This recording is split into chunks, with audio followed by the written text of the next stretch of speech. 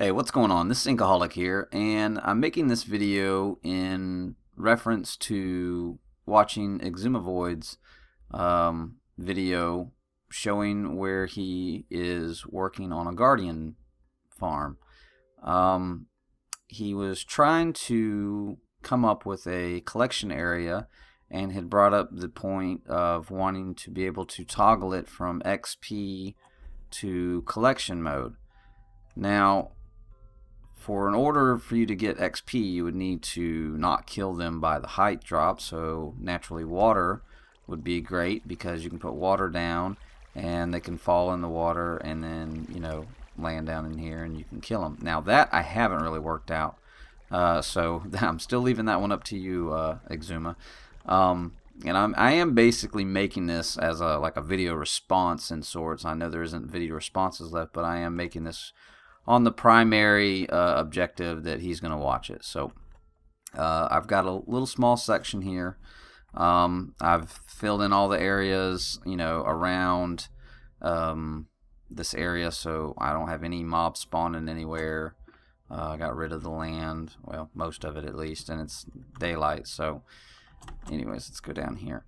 What I wanted to achieve in doing this was I wanted it to be a one button operation. So with one button hit, we will get the water to cut off and all the minecarts to start traveling back and forth to collect. Now let me go ahead and switch the difficulty to, let's say, easy. And there we go.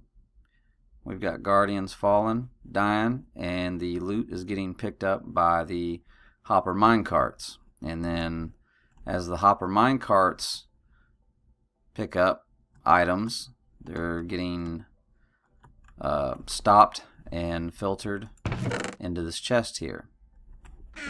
Now, what I've done is I've used, because this is in 1.8 vanilla, I've used the slime blocks since they stick, and I'm using one piston to retract them all with the help of a T flip-flop. So when I'm pressing this button, and what this is here is this is a double pulse generator. When I hit that button, it actually pulses this signal right here twice, which is what you need for the dispensers to cut on, but then you need that extra click. You know, with a dispenser, when you go to, you know, hit a button, you have to hit it again to turn it off, and then you have to hit it again to turn it on, and hit it again to turn it off. So this eliminates that extra click. So with that right there, I'm picking off of the power here and using it to pulse the T flip-flop, which is in turn powering these pistons.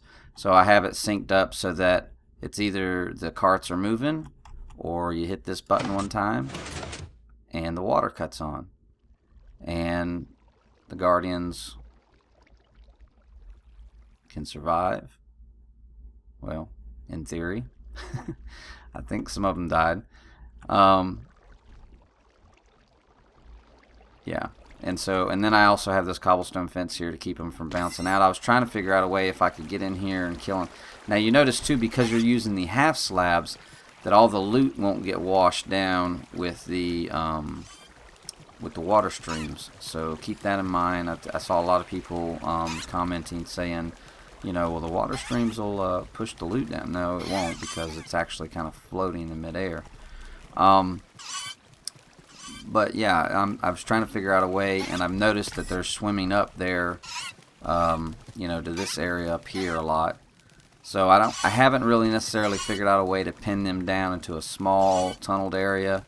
I don't know. You're running out of room. It takes 44 blocks to kill them.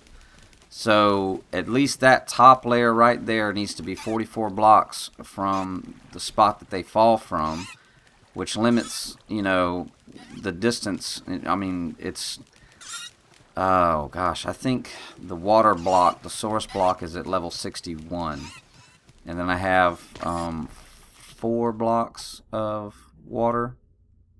I think that's what it is. Yeah, so I got water there, and then it travels down 3 blocks with the fence gate underneath, and then of course they fall. Now they do get piled up down here pretty good, but like I said, I haven't figured out a way to kill them yet. So anyways, I just wanted to show you that this was the answer to your problem, because you were trying to get the minecarts to run the same way the water flows, which is hard because you're having to deal with the staggering of the floors. So if you have the water running, say, north to south, and have the carts going east to west, or vice versa, it doesn't really matter. Actually, let me rephrase that. It kind of does matter. Let me show you here real quick. We'll get some tracks here. When you go to place tracks down, they always point in a certain direction. Doesn't matter which way you're looking, they always point in a certain direction. So when I first started to build this, I was actually building it in that corner over there, and I was putting the tracks down, and as I was doing this, they were no, I'm sorry. It was going this way and the tracks were going this way. So I was putting the tracks down, so I was like, okay, cool, that's the way they're supposed to go. And then when I was doing this, they kept doing that number, and I needed them to go this way. So I had to kind of rotate the farm, and since the farm's square, I don't think it really matters exactly which way.